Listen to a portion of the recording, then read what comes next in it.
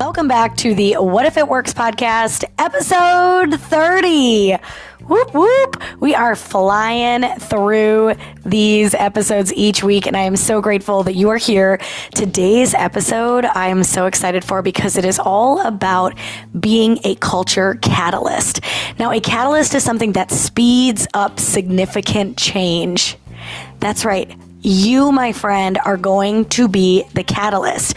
You are going to start to take action and speed up significant change within your workplace culture. And I am here to tell you that with some simple action steps, you are going to do just that. How do we create significant change quickly? We do a few things and we do them really well. Number one, we take ownership. We take ownership of our own actions. We take ownership of our own beliefs. We take ownership over our words. We take ownership of our communication. We take ownership of being a leader at work. And the coolest thing about that is that you can do that today.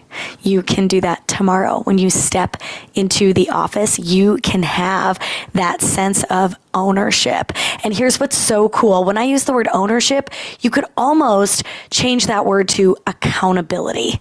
And with accountability, other teams, other people around you are going to build trust with you when you hold yourself accountable.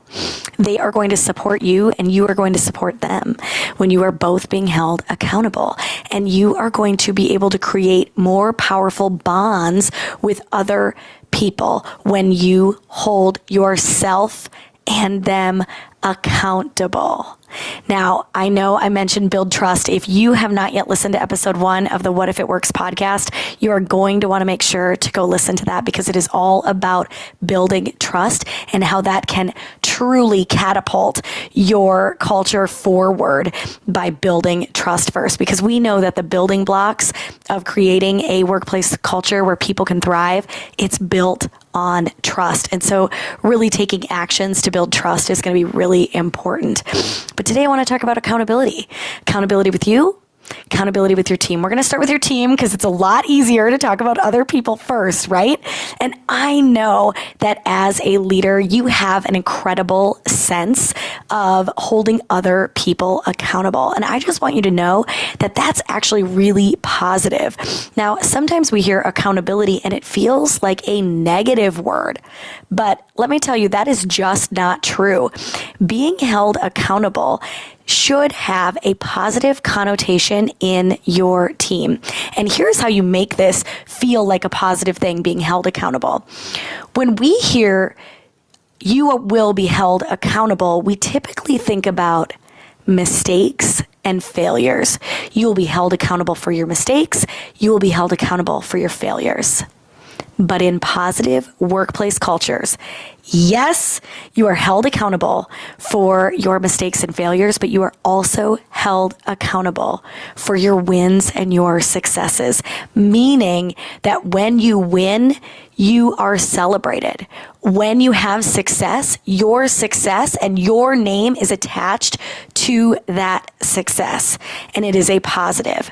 And when there's a mistake, you're held accountable by, hey, let's reflect what happened. What are we going to do differently next time? What does the team need to do differently next time?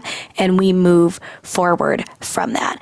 And so if you heard that we were going to be talking about accountability today and you were like, ooh, nobody likes to be held accountable, false.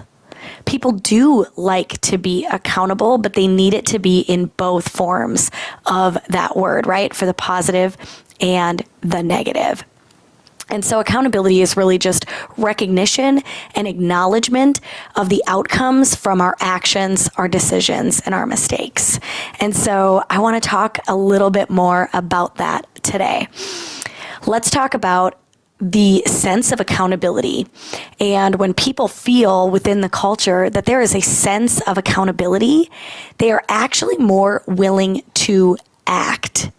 Because when people are held at a higher standard, we typically see people attempt to reach that standard. They want to get better. They want to achieve, and they want that success that comes from reaching that higher level of a standard. This is why when I go in to work with companies and I am doing my culture coaching, I look at where the bar is set.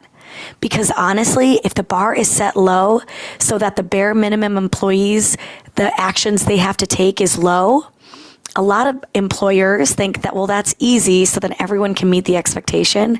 But in reality, you are not going to see a thriving culture. When the bar is set so low that anyone can achieve it, everyone will work below that bar. And so truly, the secret of high achievement is raising that bar of standard. And so people have something to aspire to. There was a study done by McKinsey's State of Organizations in 2023, and a report came out that what are some elements of leadership? And survey participants picked out what they considered to be the most important role of a leader. Number one was being a role model and literally walking the talk, right? Walking the talk that you say is important, now going out and doing that. But number two was inspiring others. Literally having a vision and being optimistic that your team, that your product, that your service can reach that vision, can reach that goal. That is what 37% of people said is most important about a leader, is having a vision, having a high standard, but having the belief that as a team, they can get there. And so I want you to be thinking about the culture that you've created around yourself. Are you raising the bar? And are you optimistic that your people can meet that bar? Again, so often when I am doing coaching, I hear from my clients, well, they'll never do that. Or they might say things like, but it'll be impossible, or we can't get everyone on board. I don't mind if it's truly an insane goal. I don't mind if you say 100% of employees are going to love their jobs. Where I get frustrated and where I want to look you dead in the eye is when you tell me, but that's not achievable. Because then you're absolutely right. You've heard me say it before. Zig Ziglar has a quote, right? If you believe you can achieve it, you will. And if you believe you can't achieve it, you won't, right? Like you'll basically do what you say you can do. And so if you say we can have 100% of employees enjoying their job and showing up on a regular basis, you got to believe that first or you're never going to achieve it. And so part of your job as a leader is to inspire and set a vision, but also set a belief that not only you believe, but others believe in, which is that others can achieve that, right? And so this is why I called this episode Culture Catalyst, because what is going to speed up the culture that you have at work is going to be your belief and your actions and your ownership and your accountability over yourself and over your team.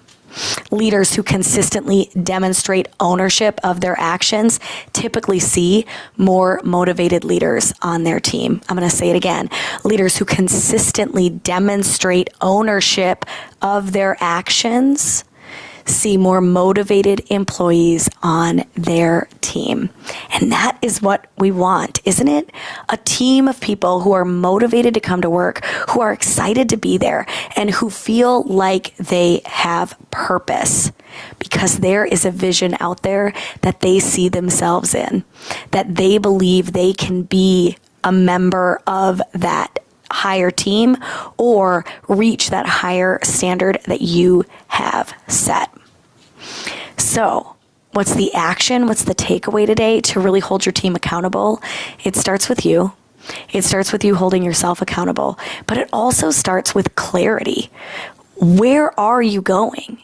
what is your vision, and get your team bought in. How do you do that? You talk about your vision. You talk about where you're going. As you hit baby steps to get to that final goal, you talk about it. You bring it up often.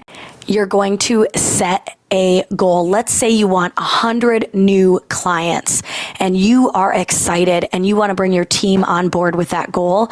You are going to talk about that goal. You're going to talk about what you specifically are going to do to help you and the team reach that goal. And then you are going to check in on that goal monthly, maybe weekly, to see where you're at in growing that client list. And all year long, you're going to be celebrating the wins. You're going to be pointing out maybe some things that maybe caused you to lose a client so that you can talk through those mistakes and really learn from them so you can stay focused on the goal.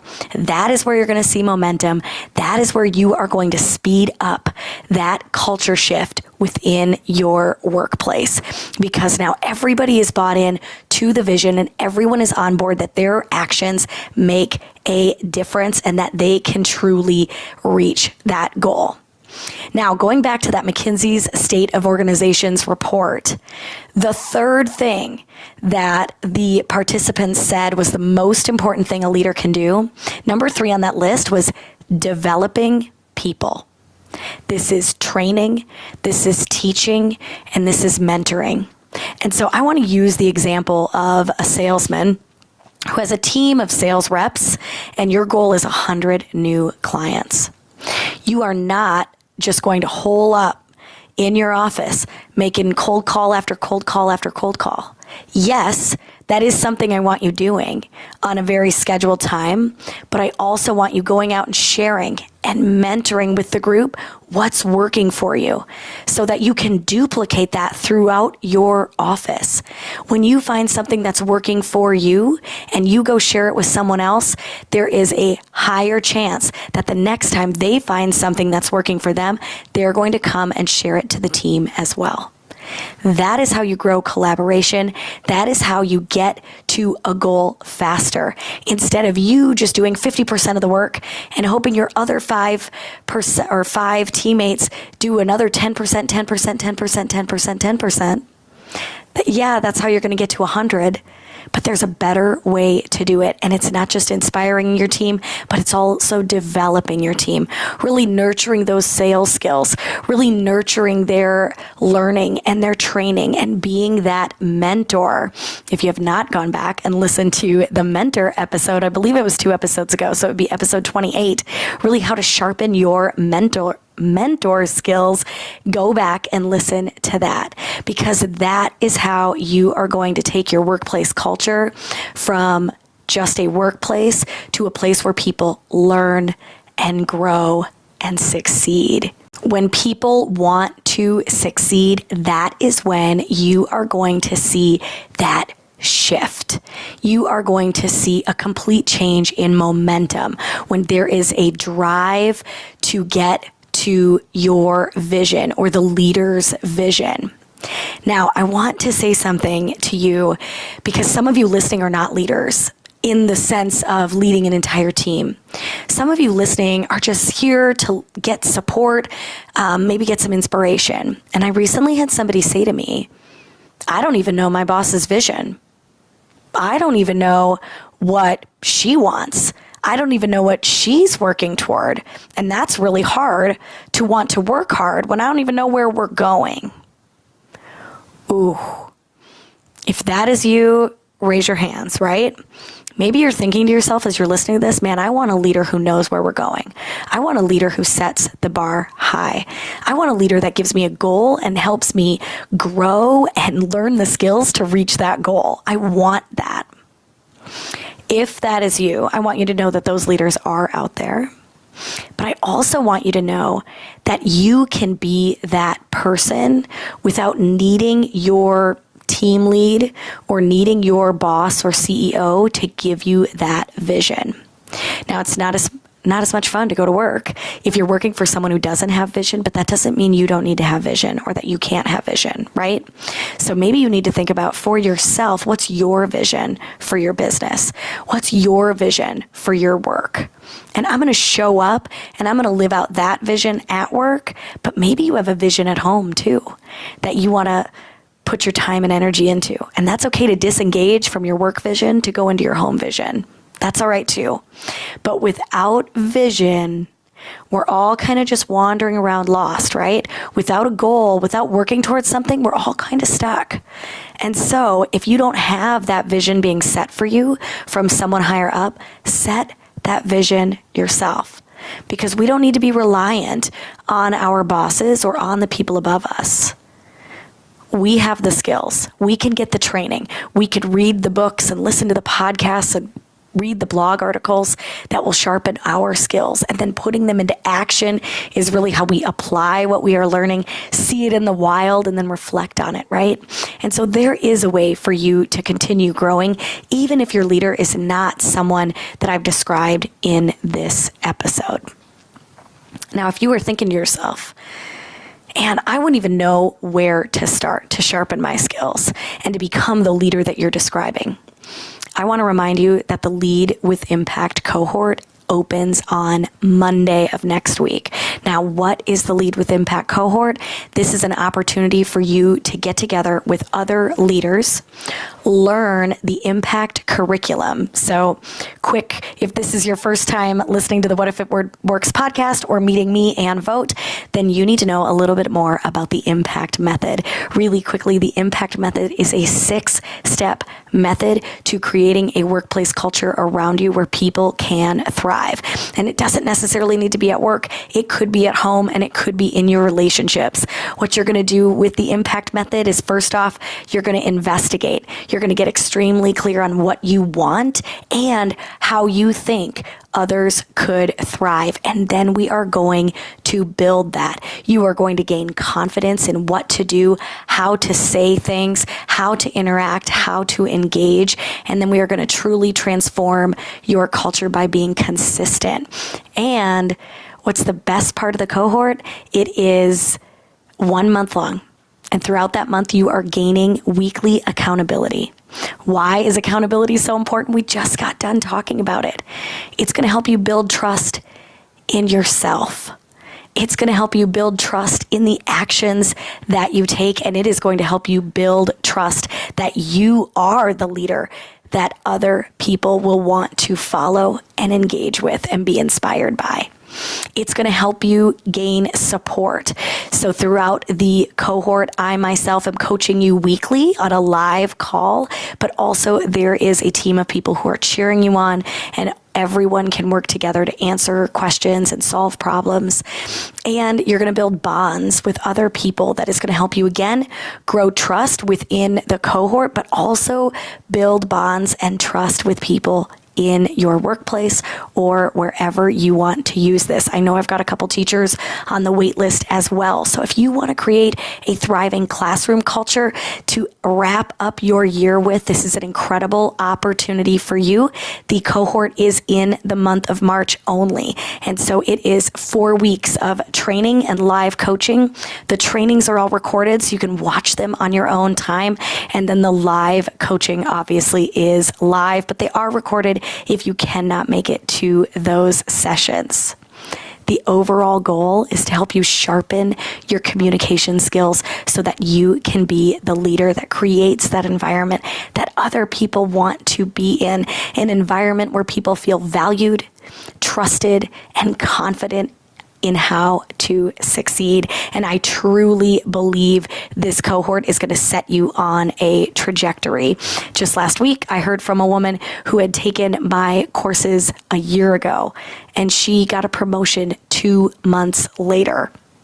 I spoke to someone who took my course in November and got promoted at the end of the month.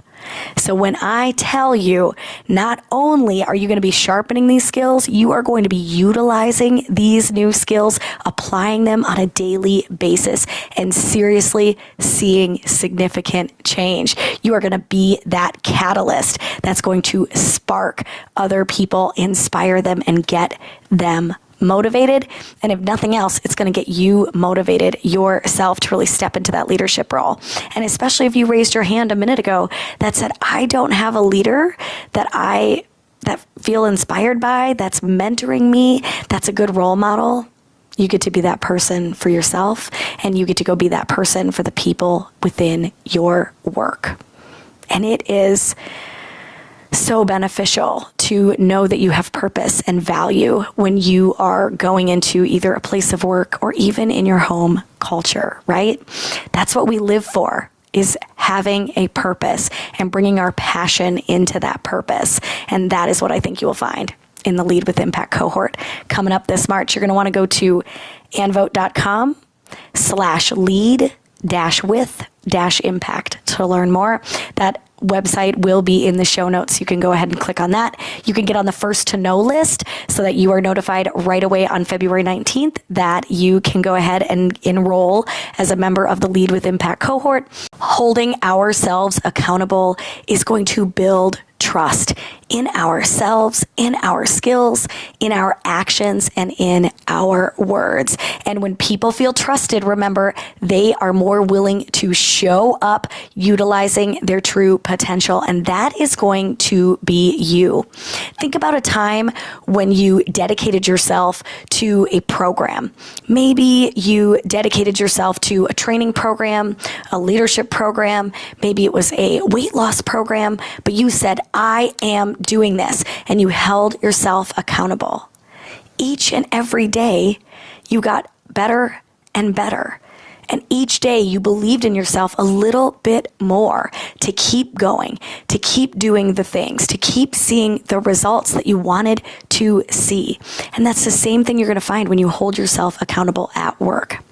Now, I wanted to make sure to talk about in this episode that we can listen to things like this.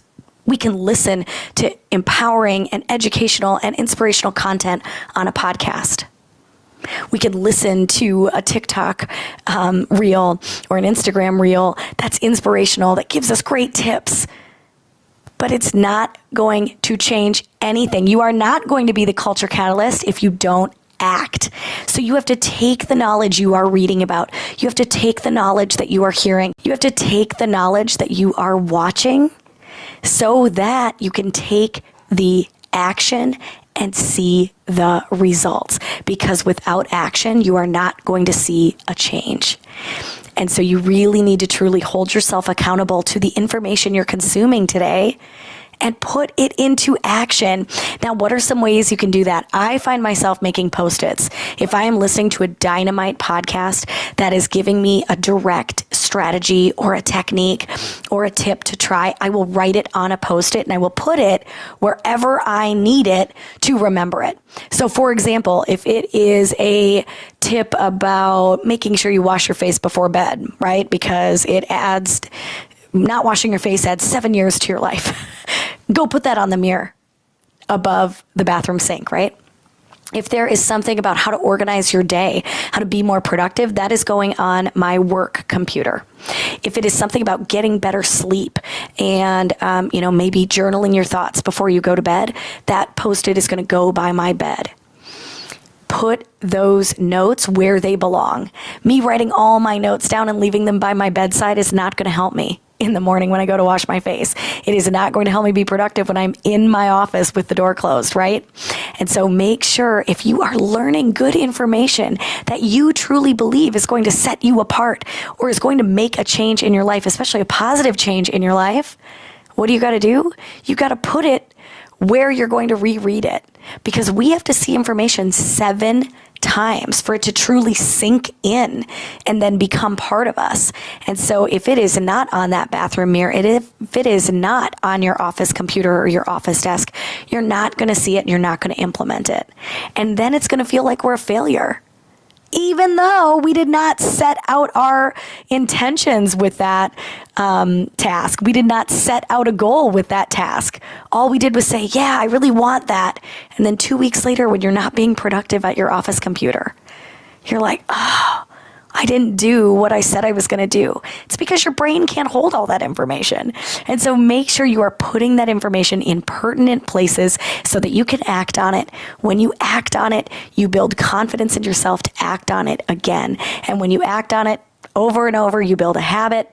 Once you build a habit, you build a lifestyle, right? And you can build a shift in your life. And so make sure that all this good stuff you are consuming, that you are writing it down or putting it somewhere. Put a notes in your phone, as long as you're going to go back to them, right? I recently was screenshotting something and somebody said, why do you screenshot that?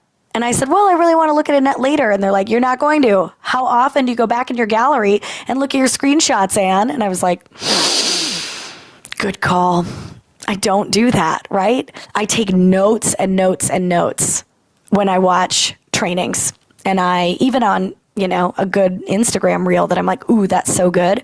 I'll take notes in a notebook and then I'll close the notebook and put it off to the side on my desk. Not helpful. Not helpful. So put the information where you're going to see it and in a place where you are going to take action on it. Because when we learn and grow, I'll say it this way. When we learn something and we apply something, we will grow in that way. And that's what we're here for, right? That's why you're listening to this podcast today. That's why you listen to podcasts, why you read books, why you read blogs, right? Because you want this information to change your life.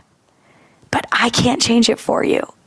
You've got to take the action. You've got to raise the bar. You've got to develop the habit, and you can do it. I am here to tell you that I believe in you, that I have had it happen myself, where I decided to take an action and to be consistent at it. And I'm so grateful I did, because I have seen immense results in my life. And I have been the catalyst in many different experiences just by being consistent and taking action. And I know you can do that too.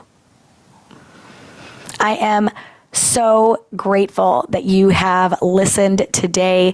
I want to know what you thought of this episode. Please, it helps other leaders find this podcast. When you leave a review, let me know what you loved about this episode. Let me know what you're going to take away from it, or just give it a star rating. Either one, whatever you can do, just know that it positively impacts my life, this podcast, and my business. I am so grateful you are here. I hope that you join me in the March Lead with Impact cohort. It is an incredible place for learning and growth and support. And so find a way to get over there, get enrolled. I cannot wait to work with you. Have an incredible week.